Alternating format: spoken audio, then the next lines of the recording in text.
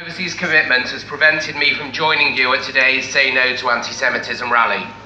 However, I want to send this message to every member of the Jewish community here in Greater Manchester. You have helped build this great city into the strong, diverse place that it is today. I know you will play a major role in making us what we hope to be in the future. You have had my support. Our city has been rightly regarded as a beacon of respectful coexistence between peoples of all faiths and cultures. We are richer for the diversity we have here, and quite simply, Manchester would not be Manchester without its vibrant Jewish community. The contribution made to Greater Manchester society by the community is clear for everyone to see. The fact the community has deemed it necessary to hold a rally like today's in our city in 2018 saddens me greatly and should concern us all. By failing to take decisive action to challenge anti-Semitism within our ranks, my own party has clearly lost the confidence of many people in the Jewish community. We now need to work hard to win it back.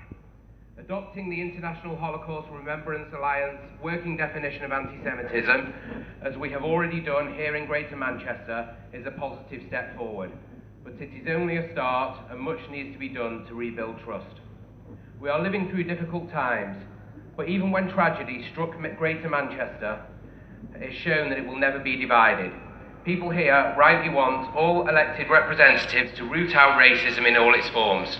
You have my word as mayor that I will always do that. Hatred and prejudice will never be tolerated in this great city we call home.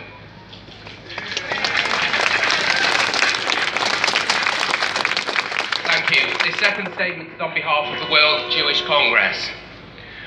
The World Jewish Congress fully supports the British Jewish community and our affiliate, the Board of Deputies of British Jews, in its strong stand against anti-Semitism and the need to forcefully and decisively address this malaise wherever it rears its ugly head. It is sickening and disturbing that in 2018, in Britain, the country which led the fight against fascism, that British Jews should need to stand and protest against the rise of anti-Semitism, and for British Jews to fear for their ability to freely exercise their religion.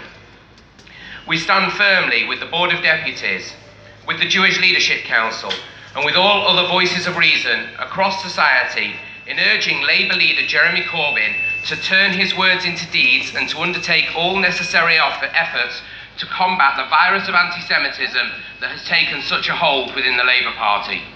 The fight against anti-Semitism in Labour affects not just Jews, but also British society as a whole, and the leadership of the Labour Party now needs to demonstrate firm action in stamping out this phenomenon amongst its ranks.